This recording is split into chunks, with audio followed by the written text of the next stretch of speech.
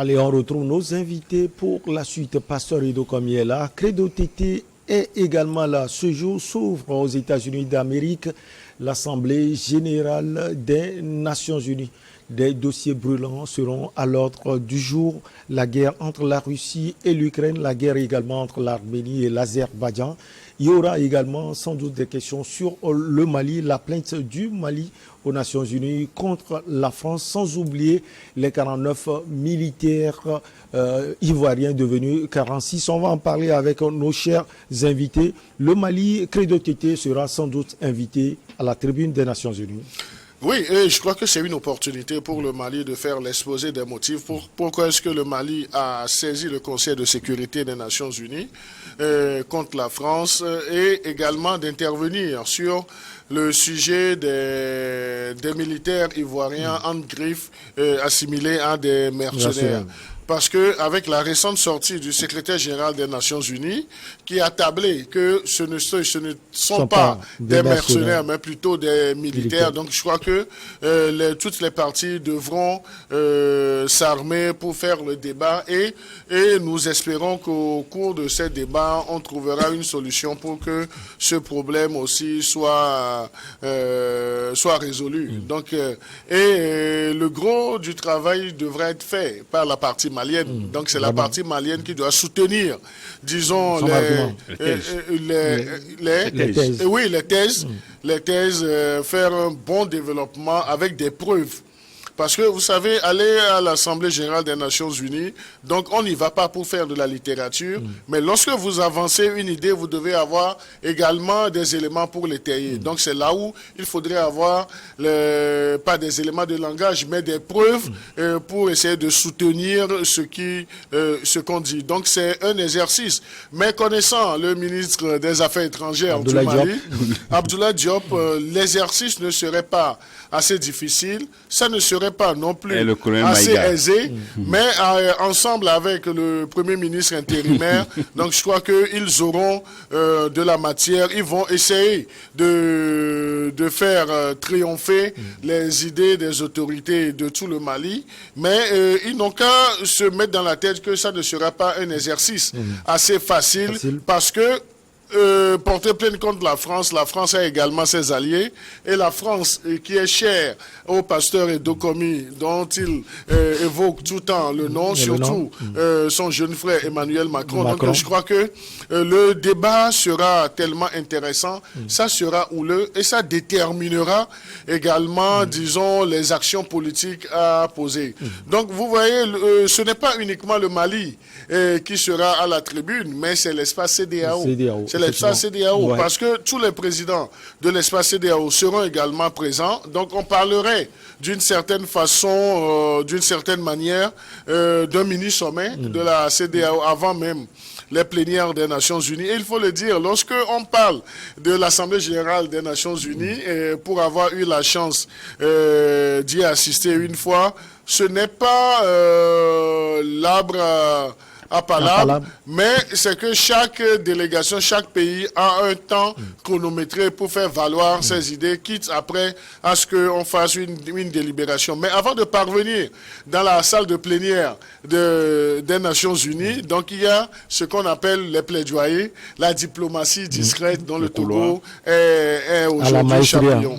Alors, pasteur Ido Komi, le Mali invité à la tribune des Nations Unies, est-ce que vous ne pensez pas que déjà, avec la sortie lors de cet entretien avec le secrétaire général de l'ONU, Antonio Guterres, on a déjà pris parti en disant que ce ne sont pas des militaires. D'abord, je me félicite de la présence de la délégation malienne à l'Assemblée générale des Nations Unies. De mauvaises langues prédisaient que le Mali ne va pas assister à cette Assemblée générale. Qui ont représenté le Mali, pasteur Ido Komi? Pardon?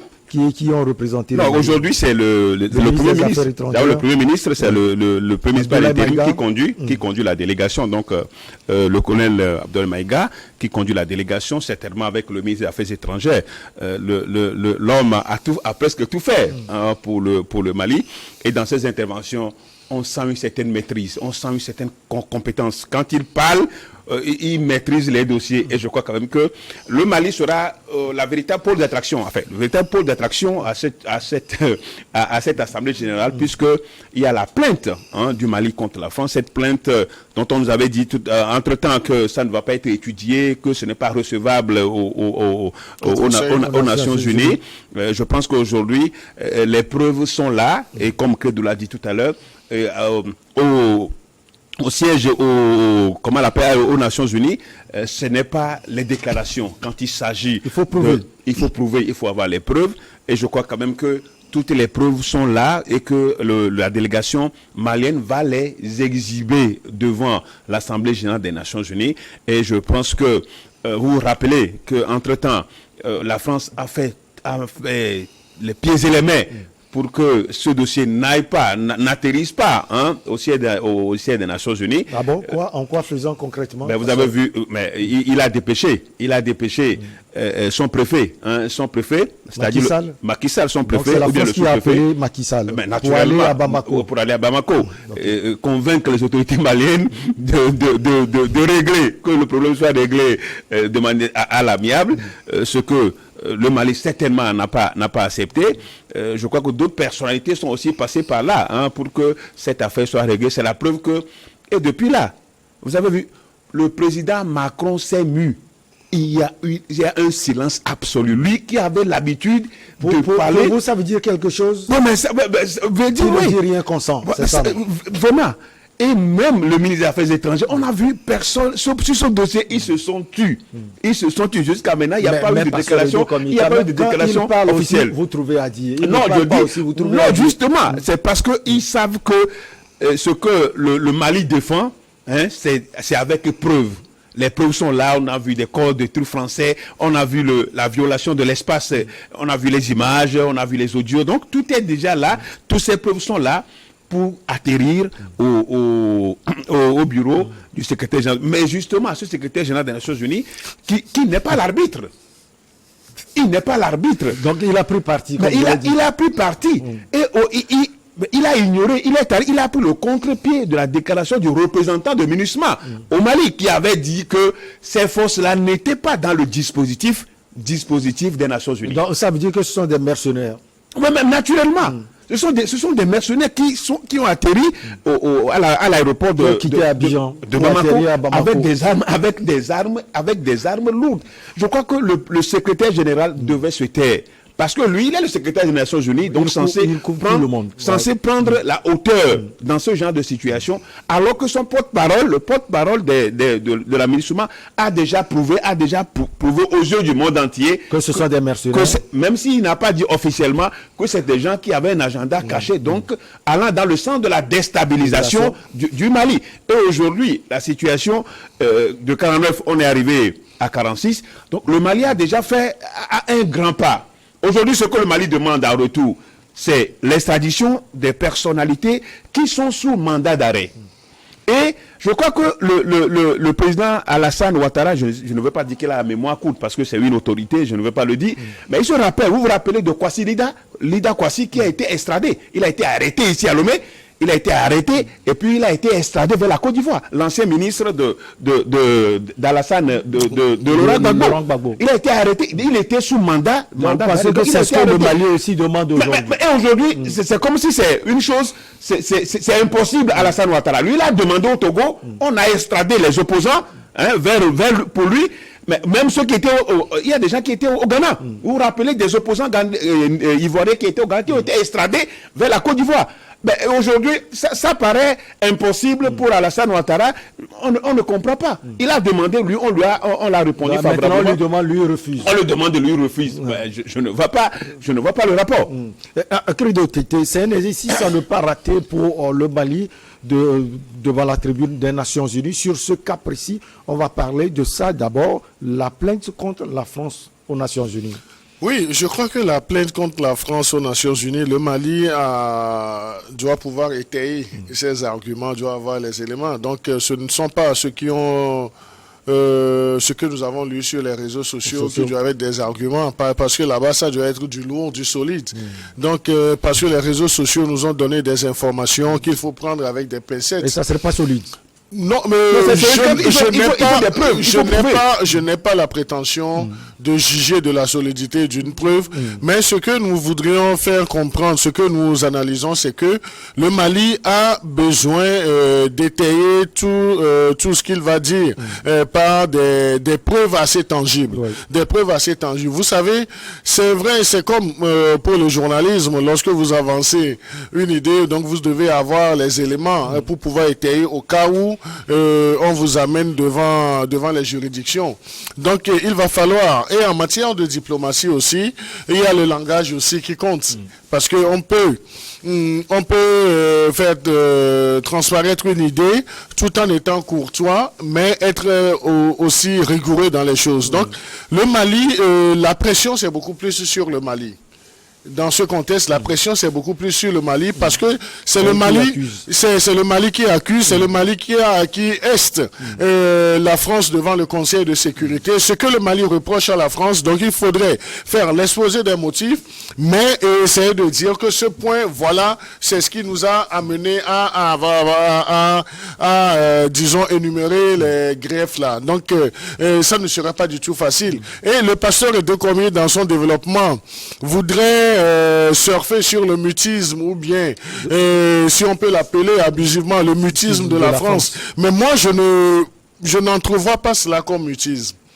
Vous savez, en matière de diplomatie, il y a un temps pour tout. Un temps pour parler, un temps pour crier, un temps pour pleurer, un temps pour se taire. Et c'est le temps de se taire parce que lorsque vous êtes volubile, vous allez dire des choses qui peuvent se retourner contre vous. Mais cela ne voudrait pas tabler sur une certaine faiblesse ou bien l'auto-accusation même de la France. Donc la France aussi aura beau jeu à se défendre, à balayer du revers des mains ce que le Mali va préparer aussi, sans doute. Logiquement, même si, même dans nos juridictions de base, lorsque on porte plainte contre vous devant une juridiction, c'est vrai, il y a le plaignant qui énumère beaucoup de choses, mais le jour de l'audience, mais vous aussi, vous devez essayer de vous défendre. Je dis, vous devez essayer de vous défendre en tant que prévenu ou bien en tant qu'accusé. Donc ça dépend des juridictions. Donc là, dire que la France va à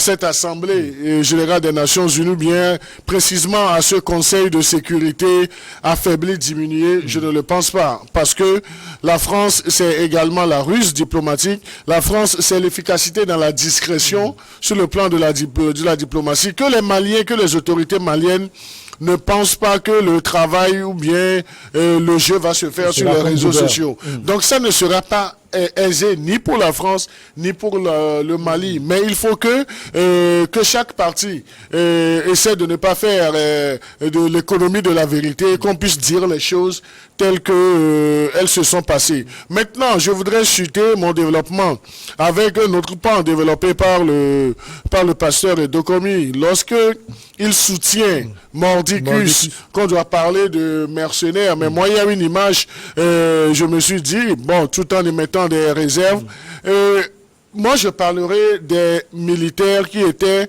plutôt en indélicatesse. En indélicatesse par rapport aux ordres de mission. Parce que les trois militaires qui ont été relâchés, vous avez vu comment l'état-major de la Côte d'Ivoire les a reçus. Oui. Donc, si c'était des mercenaires, donc si c'était tablé qu'ils sont des mercenaires, donc ils ne pourront pas avoir cet honneur même de l'état-major. Ça peut se faire. C'est la Côte d'Ivoire qui a envoyé. C'est la Côte d'Ivoire qui accueille. C'est normal qu'ils reçoivent. On peut montrer l'image là que voilà. C'est normal des mercenaires. Non, mais les mercenaires ne sont pas allés d'eux-mêmes. Dans l'état-major. Est-ce que vous pensez... Non, je suis votre logique, mais permettez également que je développe, disons, mon axe de réflexion. Voilà, mon axe de réflexion, parce que les trois militaires, les trois dames qui ont été relaxées n'ont pas été pris de l'aéroport et la cérémonie ne s'est pas faite dans une garnison. On a vu leurs parents, leur famille ivoirienne. Donc on a vu l'ambiance. Même il y a même eu parmi les trois une dame qui était même pressée.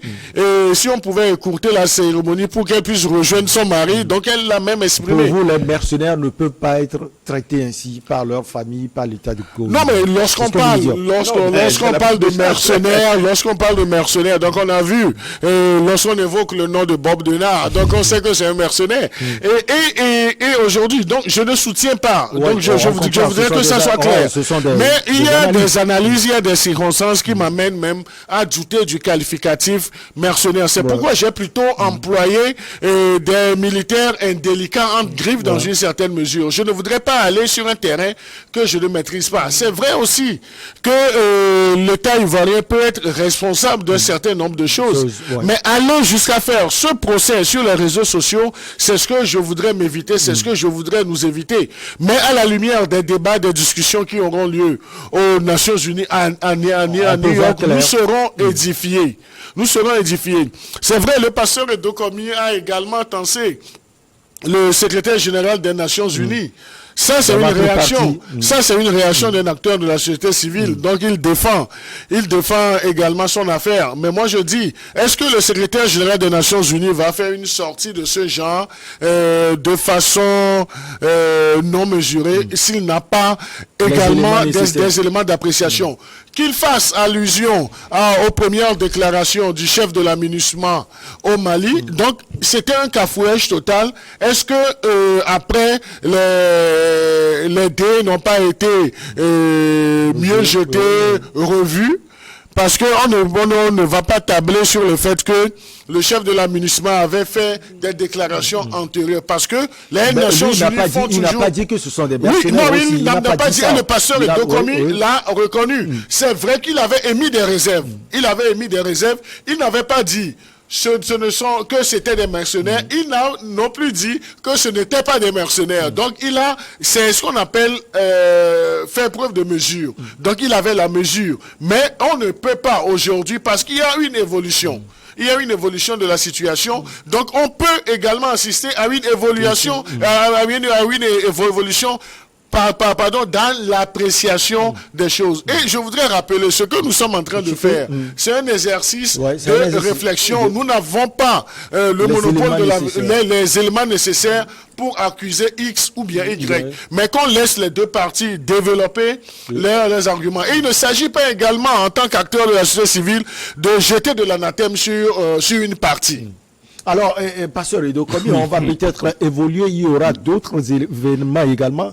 Les rapports que le Mali entretient avec l'Organisation des Nations Unies, on voit avec la MINUSMA, ce n'est pas la grande forme aussi, il faut préciser. Ces temps-ci, ça va un peu. Il sera sans doute aussi question de cela aux Nations Unies. Bien sûr, justement, ça sera très houleux. Le départ de MINUSMA, le départ du MINUSMA du Mali n'est plus à négocier.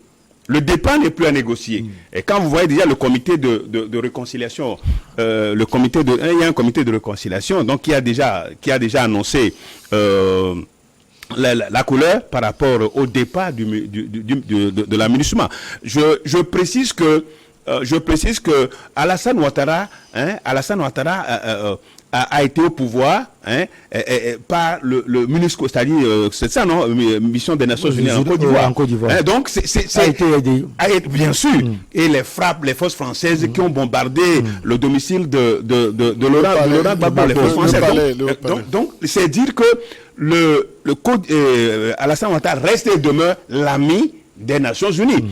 Et donc, le secrétaire général ne peut pas voir son ami dans des problèmes et le laisser. Donc, à quelques jours de l'Assemblée générale, donc il faut qu'il brouille les cartes. Donc, c'est le rôle qu'il a joué.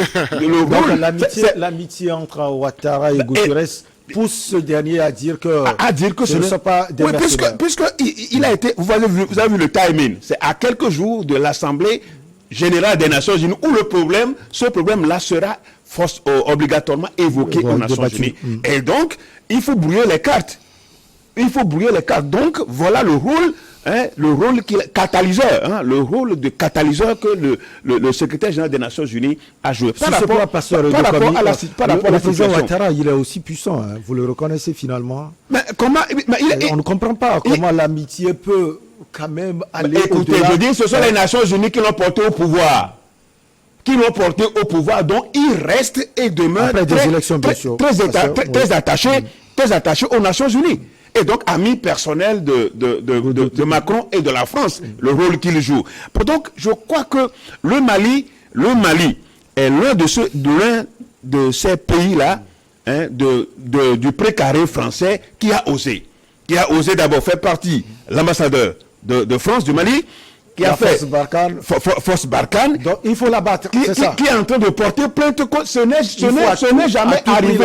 Là peut-être il faut remonter au temps des indépendances avec Sékou Touré, qui a tenu la tête à Patrice Lumumba, donc les gens qui ont tenu la tête. Mais depuis un certain moment, tous les chefs d'État ne font que des courbettes. Ne disent que oui, donc sont soumis à que ce n'est pas le cas à la France. Donc c'est pour dire que le Mali est dans son droit, un pays qui veut se faire respecter.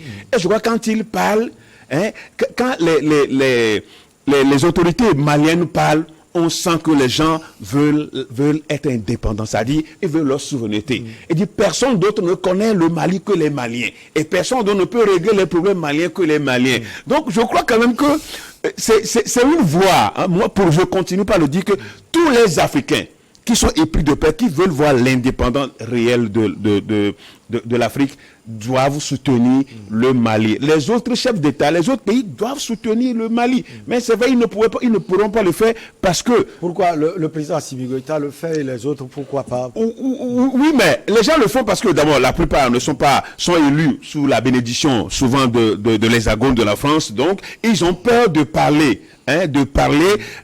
Pour faire mal à la France. Heureusement qu'Assimi Goïta, lui, n'est pas élu pour être sous la bénédiction de quelqu'un. Justement,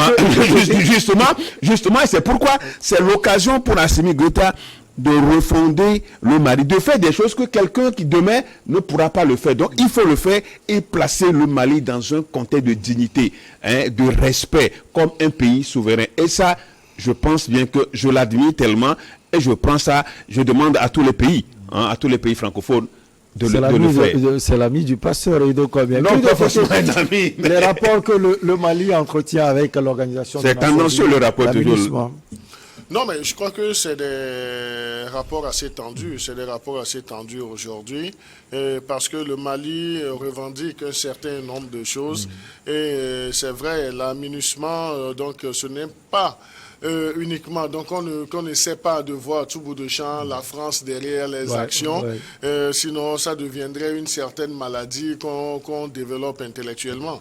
Donc là, il faut le dire, l'aménagement, c'est vrai. Elle est composée d'Africains aussi. Oui, c'est composé d'Africains, mais c'est une force onusienne. Et quand un pays ne veut pas des forces étrangères, laissez le pays libre, c'est tout. Ça, c'est la liberté qu'on peut donner à un pays, c'est la souveraineté qu'on peut donner à un pays. Nous n'en disconvenons pas, et puis... Tu n'es pas forcé. Oui, et là, je crois que nous l'avons répété sur ce plateau, nous ne faisons que jeter des idées, des bases. Voilà. Donc, c'est l'occasion pour les autorités maliennes de réitérer leur volonté, et leur prouver à suffisance qu'elles n'ont pas besoin de l'aménagement, peut-être. Oui, non, mais je crois qu'on ne peut pas leur demander de prouver, mais s'ils ne veulent pas, donc ils disent, c'est qu'ils ne veulent pas. Donc sûrement, si on dit que lorsque vous ne voulez pas quelque chose, vous le dites clairement que je ne suis pas dans cette option, dans cette optique. Donc là, ils vont le dire. Et ce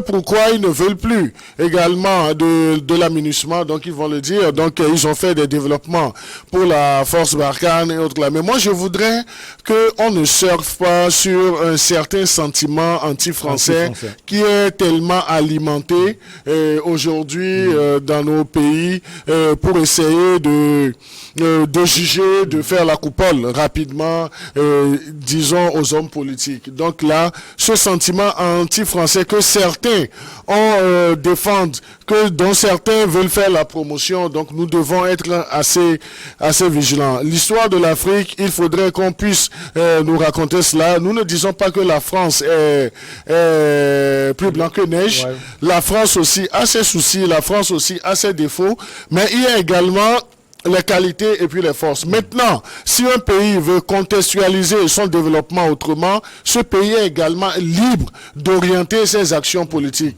Mais diversifier ses partenaires. Non, lorsque je dis d'orienter ses actions, donc ça veut dire oui, donc ça veut dire tout. Donc je n'ai fait que la synthèse. Mais je voudrais que nous, en tant que leaders d'opinion, qu'on essaie d'élever le niveau de réflexion plus que ce que nous lisons sur les réseaux sociaux, tout en nuançant que les réseaux sociaux, il y a de très belles interventions. Ouais. Il y a des hommes avisés qui font également des contributions. Mais qu'on ne verse pas dans la bassesse parce que on voit le mal français partout. Donc c'est comme si on est devenu même des malades, quoi. Et la maladie s'appelle pour certains la France. À tel point qu'on oublie même nos réalités. Hein. Qu'on oublie nos réalités, la contexte. Oui.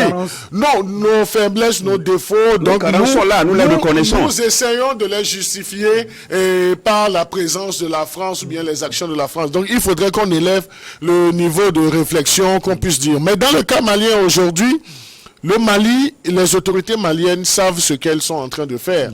Donc là, elles ne peuvent pas, j'avoue que les autorités maliennes ne peuvent pas se lever comme ça pour dire nous saisissons le Conseil de sécurité contre la France. Sûrement qu'elles ont des choses. Mais on peut également se tromper dans l'analyse des faits. Donc c'est pourquoi nous disions dans nos premiers développements que le Mali a beaucoup plus à prouver.